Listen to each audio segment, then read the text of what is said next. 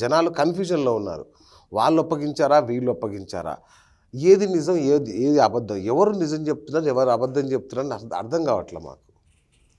Base గారు ఇక్కడ ఆశ్చర్యపోవాల్సిందేం లేదు. ఓకే, చాలా స్పష్టంగా అబద్ధం ఎవరు చెప్తున్నారో తేలిపోతుంది. ఓకే, చరిత్ర కూడా చెప్తుంది. ఓకే, ఇదేం దాచిపెడితే దాగేది కాదు. ఓకే, 70 సంవత్సరాల చరిత్ర కూడా తెలంగాణ బతుకంతా కొట్లాట తన్లాట అంతా కూడా ఏంటంటే నీళ్ళ కోసమే. అందులో ప్రధానంగా కృష్ణా నది మీద ఉన్నటువంటి కృష్ణా జలాల కోసం. ఇవాళ చెప్తున్నట్టుగా కృష్ణా నది మీద ఉన్నటువంటి సాగునీటి ప్రాజెక్టులని వివాదం వల్ల మాట్లాడుతుందల్లా అధికారంలో ఉన్నటువంటి కాంగ్రెస్ పార్టీ చెబుతున్నది ఏంది, మీరు అప్పచెప్పారు మీరేం చెప్పేసి అంటారు. ఇవాళ చాలా స్పష్టంగా సాగునీటి ప్రాజెక్టులని కేంద్ర ప్రభుత్వము పెత్తనంలో తీసుకోవటం కోసం కేఆర్ఎంబి అంటే Krishna river management board Godavari మీద ఉన్నటువంటి ప్రాజెక్టులని స్వాధీనం చేసుకోవడానికి Godavari river management board KRMB జిఆర్ఎంబిలని వాటి అని చెప్పి రాష్ట్ర పునర్విభజన చట్టంలో పెట్టిందే కాంగ్రెస్ పార్టీ. ఇవాళ ఏదో మాట్లాడితే ఎట్లా ఉంటుంది, ఎట్లా అండి? ఆ రోజు ప్రభుత్వాన్ని పరిపాలించే ప్రభుత్వాన్ని రాష్ట్రాన్ని ఏర్పాటు చేసింది ఎవరు, ఆ చట్టం పెట్టింది ఎవరు, ఆ చట్టం రాసింది ఆ చట్టం ఎవరు? కాంగ్రెస్ పార్టీ నాయకత్వంలో జరిగింది. అంటే కేసీఆర్ నేతృత్వంలో కనుసన్నలోనే రాశారు అంటారు. మళ్ళీ ఒకవైపేమో అసలు ఒకే ఎంపీ ఉన్నటువంటి కేసీఆర్ తెలంగాణ కోసం కొట్టాడితే తెలంగాణ ఎక్కడిది ఎవడు ఇచ్చింది, మేమే ఇచ్చినామని చెప్తారు కదా.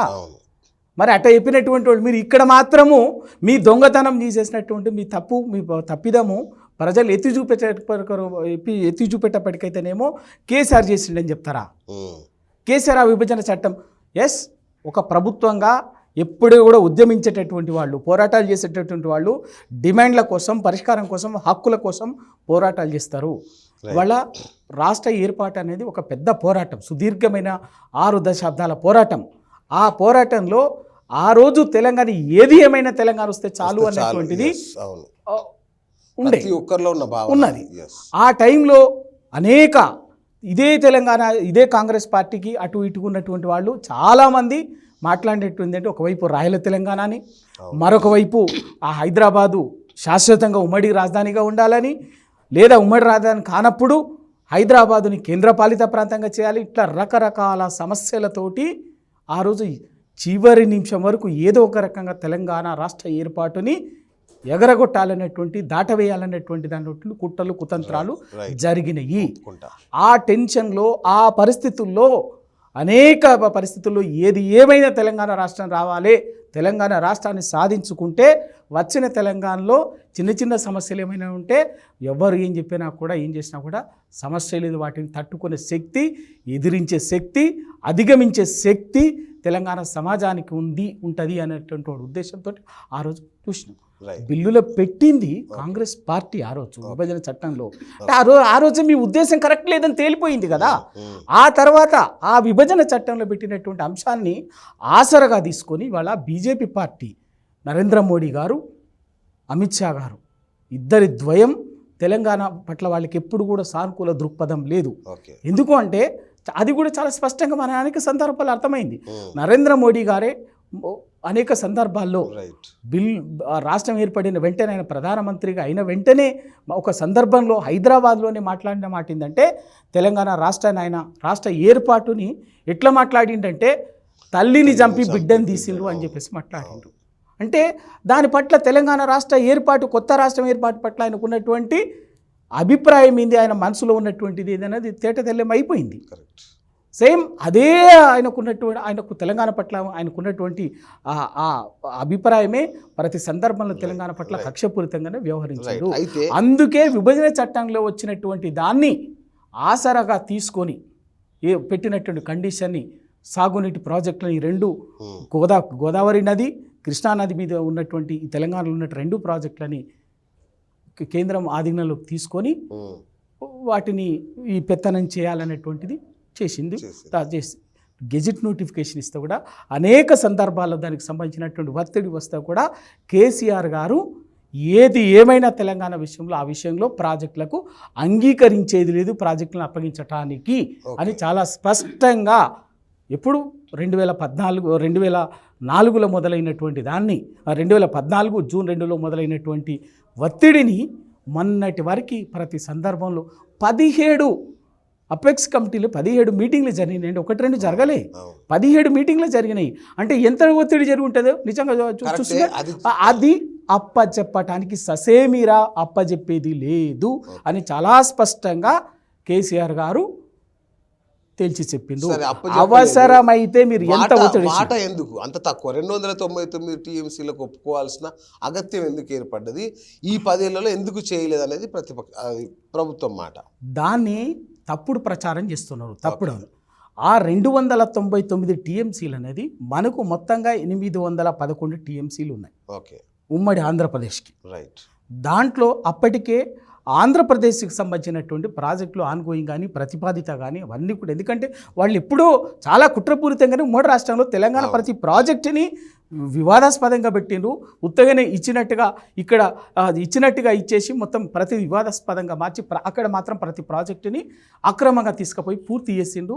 ఒక స్టేజ్లో ఆన్గోయింగ్ ప్రాజెక్ట్ కింద చూపించారు.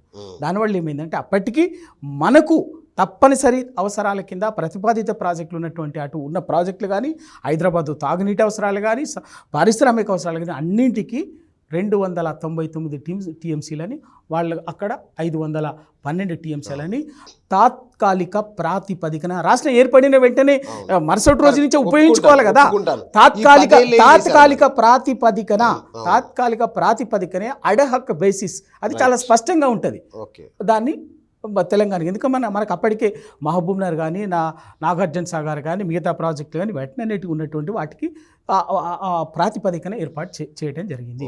ఆ 299 టీఎంసీలను ఏర్పాటు చేసిన వెంటనే అప్పటి నుంచి ఏంటంటే వెంటనే మా వాటాని తేల్చండి, శాశ్వతంగా తెలంగాణ వాటాని తేల్చండి అని ప్రతి సందర్భంలో కేసీఆర్ గారు కేంద్ర ప్రభుత్వం మీద ఒత్తిడి చేస్తూ ఫైట్ చేస్తూనే వచ్చినారు. బయట తప్పుడు మాట, ఆ తప్పుడు అబద్ధ ప్రచారం ఇదంతా కూడా 200 నిజంగా. అందుకే అదే శాశ్వత ప్రాతిపదికన అదే అయ్యి ఉంటే ఇంకా వాటా తేల్చేది ఎక్కడిది, వాటా తేల్చే సబ్జెక్టే లేదు కదా.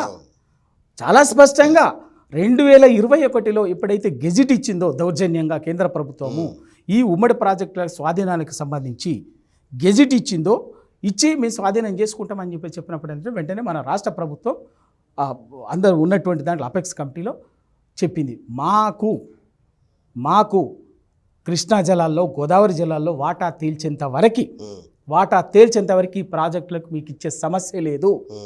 విభజన చట్టంలో ఉండని ఎక్కడ ఉండనియొచ్చు కాక తెలంగాణ రైతుల ప్రయోజనాలని, తెలంగాణ సాగునీటి తాగునీటి పారిశ్రామిక అవసరాల తీరేంత వరకు వాటికి తీరడానికి ప్రాతిపదికన ఏ అంత కేటాయింపులు ఉంటాయో ఆ కేటాయింపులు నీటి కేటాయింపులు మా వాటా తేల్చేంత వరకు మీకు ప్రాజెక్టులు అప్పచెప్పమని చెప్పి చాలా స్పష్టంగా తేల్చి చెప్పింది కేసీఆర్ గారు.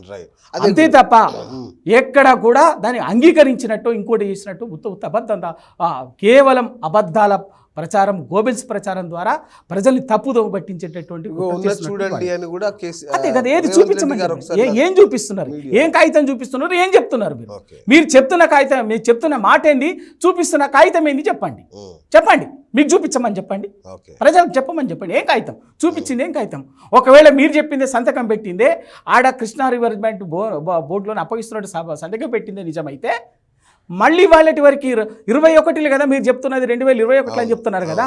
3 ఏళ్ళు ఉంటుందా కేంద్ర ప్రభుత్వం? ఆగుతుందా? 3 ఏళ్ళు ఎందుకు ఆగింది? ఆ కేంద్ర ప్రభుత్వము విభజన చట్టంలో ఉన్నటువంటి దాన్ని ఆసరగా తీసుకొని రాత్రికి రాత్రే గెజిట్ ఇచ్చినటువంటి కేంద్ర ప్రభుత్వము దౌర్జన్యంగా ఈ ప్రాజెక్టుల మీద పెత్తనం చేయాలనుకుంటున్నటువంటి కేంద్ర ప్రభుత్వము ఇవాళ 3 ఏళ్ల క్రితం మీ చెప్పిన ప్రకారం రాష్ట్ర తెలంగాణ ప్రభుత్వం అంగీకరించుంటే అప్పగించడానికి అంగీకరించిందే నిజమైతే ఇవాళ మరి 3 ఏళ్ళు ఎందుకు ఆగింది? ఎందుకు స్వాధీనం చేసుకుందాం? రైట్, స్వాధీనం చేసుకుందాం, రైట్. సంతకం మేము సంతకం పెట్టింది, కేసీఆర్ గారు సంతకం పెట్టింది నిజమైతే మళ్ళీ కొత్త ప్రభుత్వం వచ్చిన తర్వాత దాని గురించి చర్చించే సబ్జెక్ట్ ఎందుకు ఉంటుంది? క్లోజ్ సబ్జెక్ట్ కదా, అయిపోయి ఉంటుంది కదా, అప్పుడే స్వాధీనం చేసుకోవాలి కదా. 3 ఏళ్ళు ఎందుకు స్వాధీనం చేసుకోలే? ఎందుకు చేసుకోలే? ఇవన్నీ కూడా తప్పుడు ప్రచారం. అదే వాళ్ళ 16, 17 చెప్తున్నారు కదా, 16, 17 అపేక్ష ఏది కేఆర్ఎంబి మీటింగ్ సంబంధించినటువంటి మినిట్స్ ఉంటాయి కదా, అధికారికం కదా, అదేం ప్రైవేట్ ఏజెన్సీ కాదు కదా, కేంద్ర ప్రభుత్వం కదా. కేంద్ర ప్రభుత్వం అత్యున్నతమైనటువంటి నీటి పంపకాలకు సంబంధించినటువంటి అత్యున్నతమైనటువంటి వ్యవస్థ కదా అది. అది మరి 16, 17 చెప్పండి మరి. అదే మరి ఎక్కడ చెప్పింది మరి? ఇది మీరు చెప్పింది తప్పుడు మినిట్స్, సంతకం పెట్టిన తప్పుడు మినిట్స్ అవుతుంది, అదే కరెక్ట్ మినిట్స్ అవుతుందా? ఆ మినిట్స్ బయట పెట్టమని చెప్పండి. 16వ సమావేశము, 17వ సమావేశము, ఈ 2 సమావేశాలే కదా ఈ సమావేశానికి సంబంధించి. మీరు పెట్టినటువంటిదేమో 18వ సమావేశము. ఈ 18వ సమావేశం ఈ 3 మినిట్స్ బయటకు పెట్టండి. ఎవరేం పెట్టారు, ఏం జరిగింది క్లియర్గా చాలా స్పష్టంగా నెల రోజుల్లో నిన్న అసెంబ్లీలోనే ఆ మినిట్స్ మీరు 18వ అంటే మొన్న పోయిన నెల జనవరి 17వ తారీఖున జరిగినటువంటి మీరు కాంగ్రెస్ పార్టీ రేవంత్ రెడ్డి గారు అధికారంలోకి వచ్చిన తర్వాత జరిగినటువంటి సమావేశంలో కేఆర్ఎంబి మీటింగ్లో 18వ సమావేశము జనవరి 17వ తారీఖున జరిగింది. ఆ మీటింగ్లో మినిట్స్లో చాలా స్పష్టంగా ఇచ్చినారు కదా, ఏమని నెల రోజుల్లో ప్రాజెక్ట్స్ని మీకు అప్పచెప్తామని చెప్పేసి చెప్పింది. అదే కదా మినిట్స్ బయటకు వచ్చింది. ఆ మినిట్స్ బయటకు వచ్చిన తర్వాతనే కదా మీరు పొరపాటున చేసిందా, ఉద్దేశపూర్వకంగా చేసిందా, అవగాహన లేకుండా చేసిందా, ఏదో కారణంగా అయితే చేసిండు. కానీ అది ప్రజలు గమనించరు అనుకున్నారు మీరు, తెలంగాణ ప్రజలు గమనించరు అనుకున్నారు. కానీ తెలంగాణ ప్రజలు గమనించి బయటపడిన తర్వాత, అర్థమైన తర్వాత మీరు బుకాయించడం స్టార్ట్ చేసి ప్రజల నుంచి తిరుగుబాటు వచ్చిన తర్వాత, ప్రజల నుంచి వ్యతిరేకత పెళ్ళుబుకుతున్నటువంటి కాంటెక్స్ట్లో ఇవాళ మీరు దబాయించి మాట్లాడటము, ఎదురు దాడికి మొదలుపెట్టిండు. పచ్చి అబద్ధం దానికి. ఎందుకంటే మీ కాంగ్రెస్ పార్టీ ఇవాళ అధికారం వచ్చినప్పుడల్లా ప్రతి సందర్భంలో 70 ఏళ్ల చరిత్రలో తెలంగాణకు సాగునీటిలో అన్యాయమే చేసింది. అది వాస్తవము, అది చరిత్ర, ఎవ్వరు మర్చిపోరు. అప్పటి వరకు 1950 వరకు ఉన్నటువంటి రాష్ట్రం హైదరాబాద్ రాష్ట్రాన్ని ఎప్పుడైతే ఆంధ్రప్రదేశ్లో విలీనం జరిగిందో 56లో విలీనం తర్వాత ఎక్కడైతే తెలంగాణకు ఒక్కసారి ప్రజలు అప్పుడు మీరు పెద్ద మనుషుల ఒప్పందం పేరు మీద దౌర్జన్యంగా తెలంగాణ ప్రజల ఆకాంక్షల్ని కాదని తెలంగాణ ప్రజల ప్రయోజనాలకు భిన్నంగా మీరు రాష్ట్రాన్ని ఏర్పాటు చేసిండ్రో, మీరు ఏ ప్రాతిపదికనైతే రాష్ట్రాన్ని ఏర్పాటు చేశారో ఆ పెద్ద మనుషుల ఒప్పందాన్ని కూడా ఉల్లంఘించి ఒక్కటంటే ఒక్కటి కూడా అవలంబించినటువంటి వాళ్ళు మీరే కదా. తెలంగాణ ప్రయోజనాలు ప్రతిసారి బుల్డోజ్ చేసింది కాంగ్రెస్ పార్టీ కదా. ఆ రోజు అప్పటి వరకు ఉన్నటువంటిది ఏంది, ఇవాళ మహబూబ్ నగర్, అదే కృష్ణానది మీద మహబూబ్ నగర్లో ఇవాళ జూరాలకు పైన ఆల్మట్టి దగ్గర ప్రతిపాదించినటువంటి అప్పర్ కృష్ణ ప్రాజెక్ట్, ఎగువ కృష్ణ, దాన్ని ఎగువ కృష్ణ అన్నారు. అప్పుడు 54 టీఎంసీలతోటి ఆ రోజు అదే అది.